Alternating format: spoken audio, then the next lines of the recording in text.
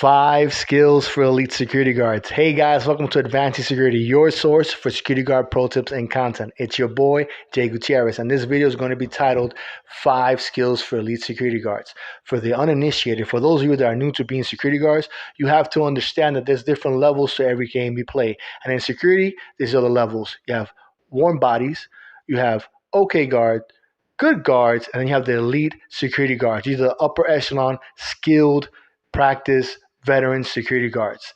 These guys are so good, they could be owner operators of their own security guard company.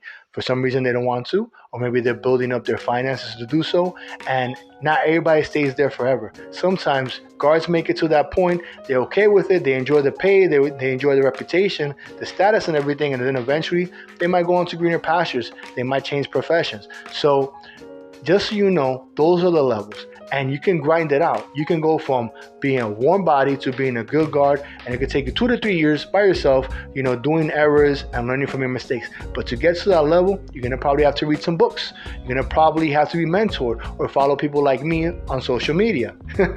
So subscribe if you haven't yet.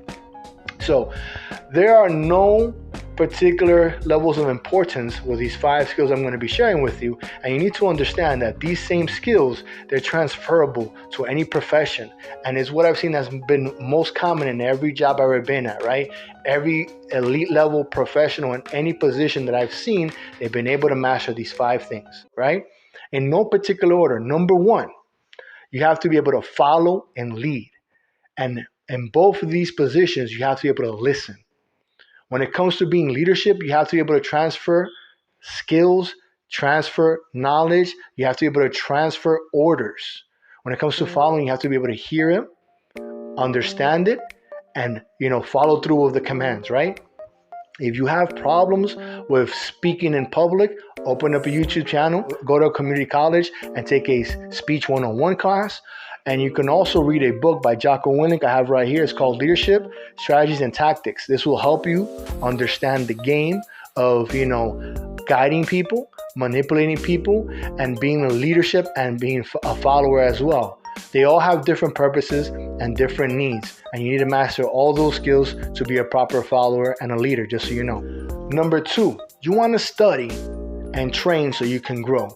You want to study, like I said, and you want to train, you want to work out. What you learn in these books, you also want to practice it in real life at your post and outside of work, depending on what skill you're trying to grow and master, right?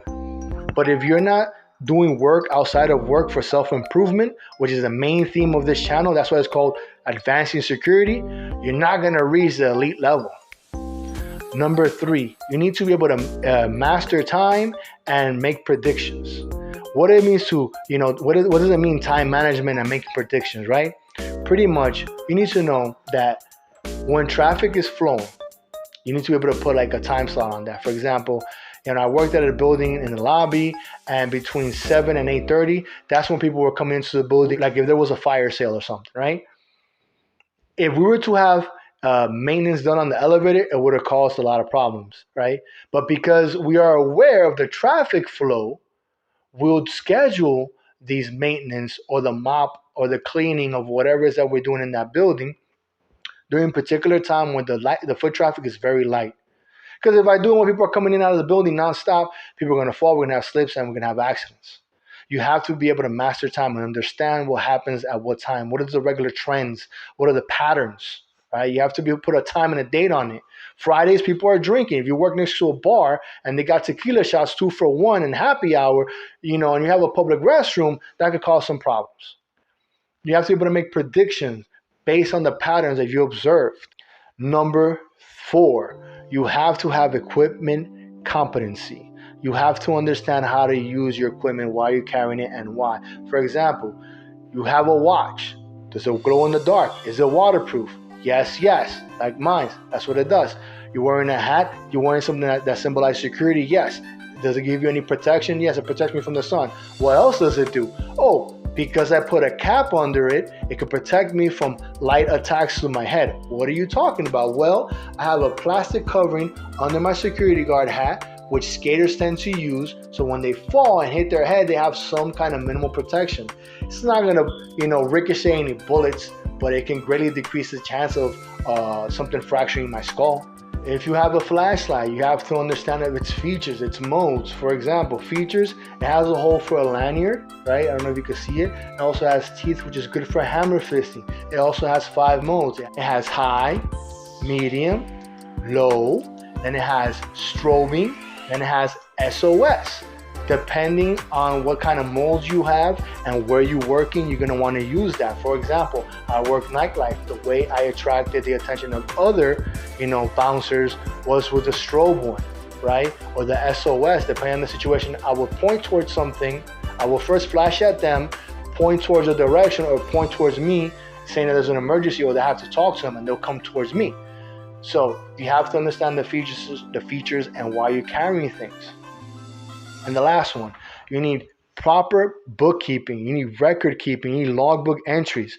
The purpose of you writing things down is to make things factual as possible. And you want to write down the who, the what, the where, the why, the how every time you make an entry. And based on that, you can make requests on how to change your work orders or how to change your standard operational procedures. It will also let people know you're a professional, as well as let them know you're doing your job correctly. Guys, these are the 5 skills you need to be an elite security guard. If you found value in this video, please press like, leave a comment down below saying thank you, gracias, and subscribe if you